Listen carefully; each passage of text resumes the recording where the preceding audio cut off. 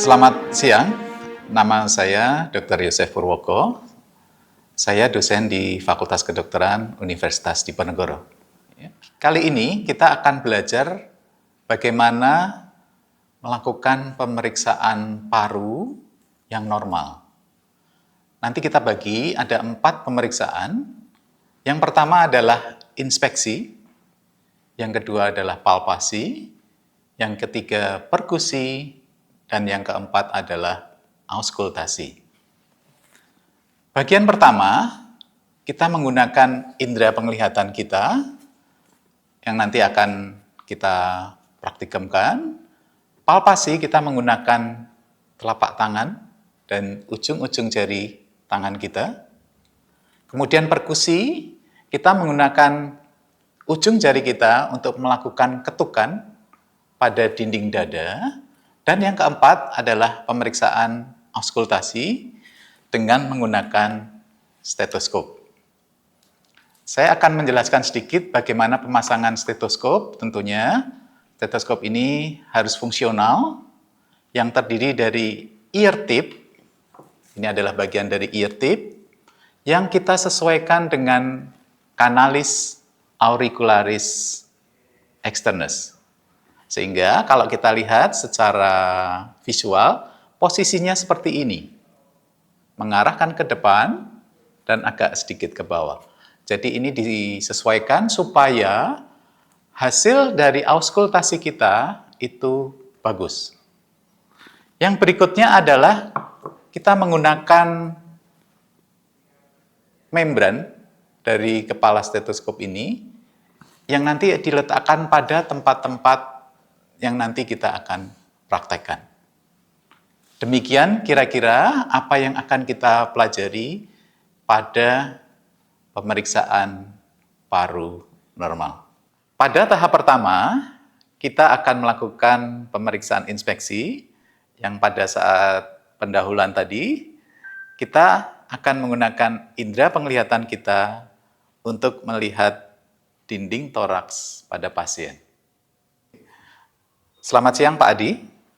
Shalom. Ya. Saya akan melakukan pemeriksaan paru berupa inspeksi, palpasi, perkusi, dan auskultasi.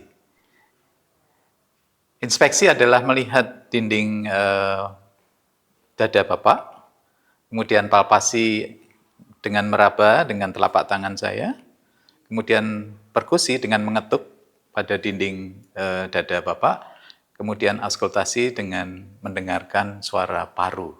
Sebelum kita melakukan pemeriksaan paru normal, maka kita tidak boleh lupa mencuci tangan, baik sebelum pemeriksaan dan setelah pemeriksaan. Bisa menggunakan hand wash atau air pada wastafel dengan sabun dengan 7 langkah.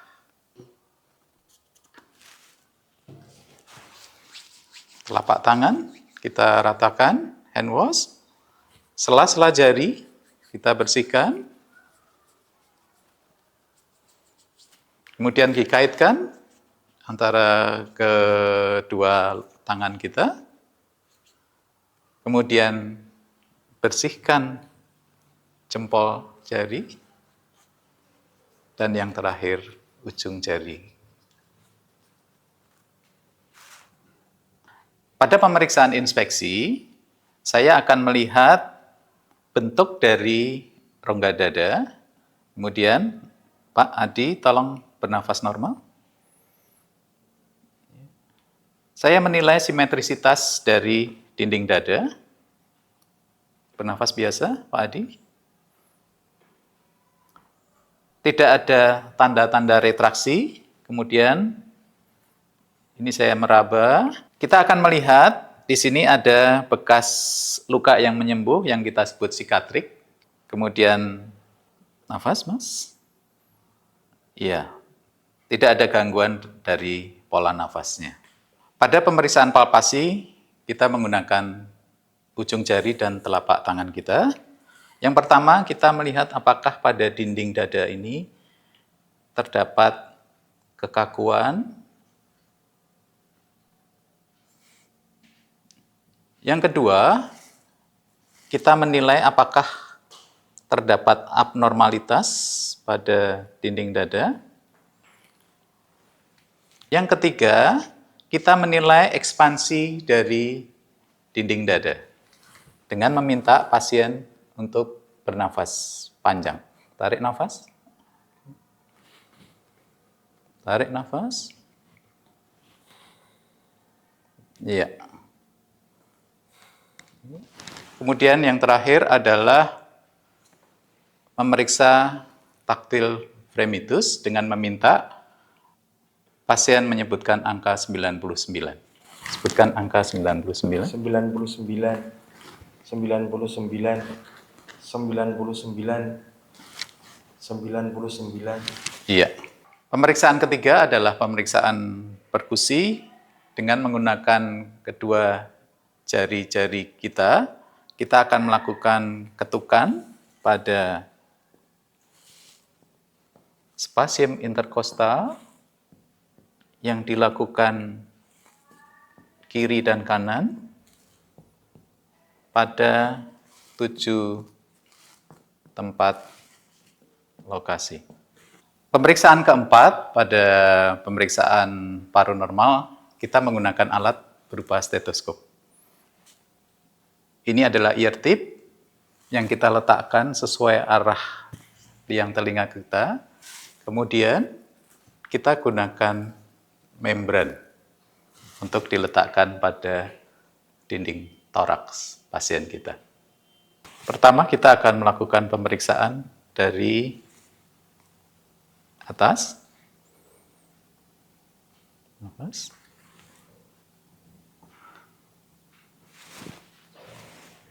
Ini adalah pernafasan yang kita dengarkan adalah suara nafas tracheal.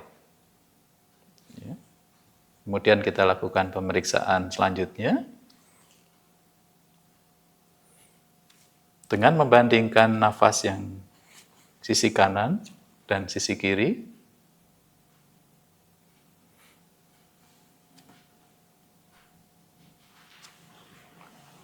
Pada sisi tengah, kita mendapatkan suara bronkial. Sedangkan yang lateral, kita akan mendapatkan suara vesikuler. Setelah kita melakukan pemeriksaan auskultasi, kita akan mendapatkan suara nafas dasar. Yang pertama, kita akan mendengarkan suara tracheal apabila kita meletakkan membran stetoskop pada trachea pasien. Suara tracheal akan kita dengarkan sangat keras, baik pada fase inspirasi maupun ekspirasi. Suara nafas yang kedua adalah suara nafas bronkial. Suara nafas bronkial tidak sekeras suara nafas tracheal. Dia akan kita dengarkan pada saat inspirasi dan pada saat ekspirasi yang lebih panjang. Biasanya kita meletakkan membran stetoskop itu pada daerah bronkial, di daerah sternal atau parasternal. Suara nafas yang ketiga adalah suara nafas bronkofesikuler. Kita bisa mendapatkan suara bronkofesikuler pada area parasternal karena adalah peralihan dari area bronkus pada sternum dan area vesikuler pada daerah alveoler. Yang keempat adalah suara dasar vesikuler. Kita akan mendapatkan suara dasar ini pada daerah alveoler. Jadi pada sisi lateral dari paru kiri maupun kanan. Suaranya lebih halus dibandingkan dengan suara-suara baik tracheal, bronkial, maupun bronkofesikuler. Untuk memeriksa dari sisi posterior, tentunya yang pertama kita juga harus mengukur diameter anteroposterior dan laterolateral. Ini adalah cara mengukur anteroposterior diameter, kemudian kita mengukur laterolateral dari dinding toraks. kita akan membandingkan bahwa yang normal adalah anterolateral tidak lebih besar dari diameter laterolateral. Pada inspeksi dari sisi posterior, kita akan melihat apakah ada tanda-tanda deformitas. Kita melihat simetrisitas dan asimetrisitas dari sisi kanan dan kiri. Kemudian kita melihat apakah ada jejas, bekas luka, atau tanda-tanda yang tidak normal pada dinding dada. Pemeriksaan palpasi, kita akan menilai apakah pada dinding posterior terdapat jejas, abnormalitas, atau kekakuan. Kemudian meminta pasien narik nafas.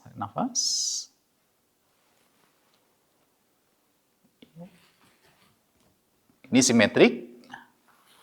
Kemudian sebutkan angka 99. 99, 99, 99, 99. Kemudian yang terakhir, kita akan menilai ekspansi dari rongga dada. Kita letakkan telapak tangan pada angulus costalis posterior. Tarik nafas panjang. Tarik nafas. Ya. Nafas lagi. Nafas panjang. Iya. Pemeriksaan yang ketiga adalah pemeriksaan perkusi, sama seperti pemeriksaan yang dilakukan pada dinding anterior dari toraks, maka kita lakukan pengetukan pada spasium interkostal dengan arah yang berlawanan.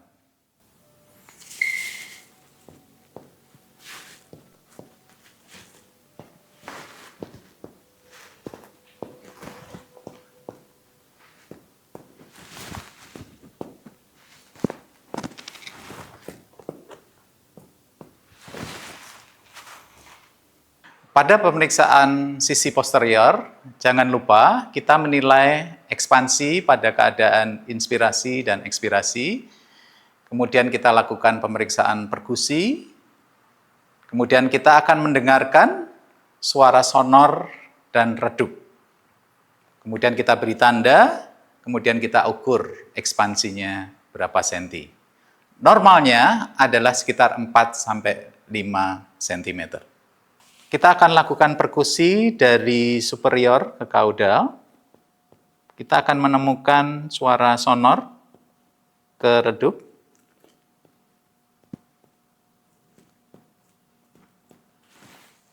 Kemudian kita beri tanda. Kemudian kita meminta pasien menarik nafas. Tarik nafas panjang. Tahan.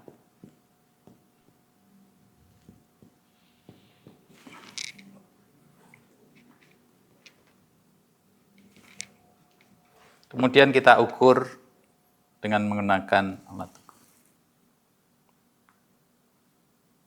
Ya.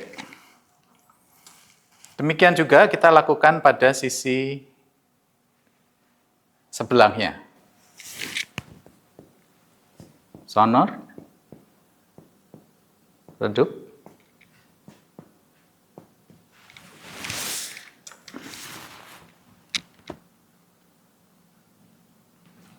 tarik nafas panjang, tarik nafas panjang dan ditahan.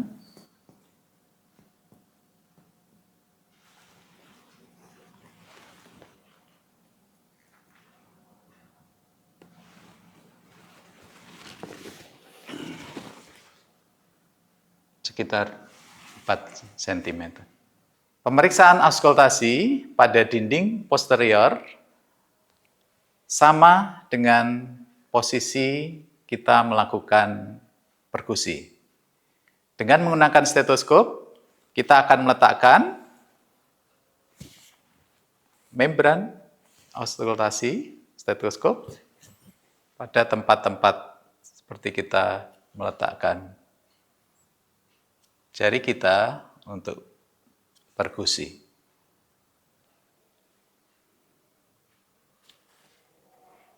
Tarik nafas, Mas.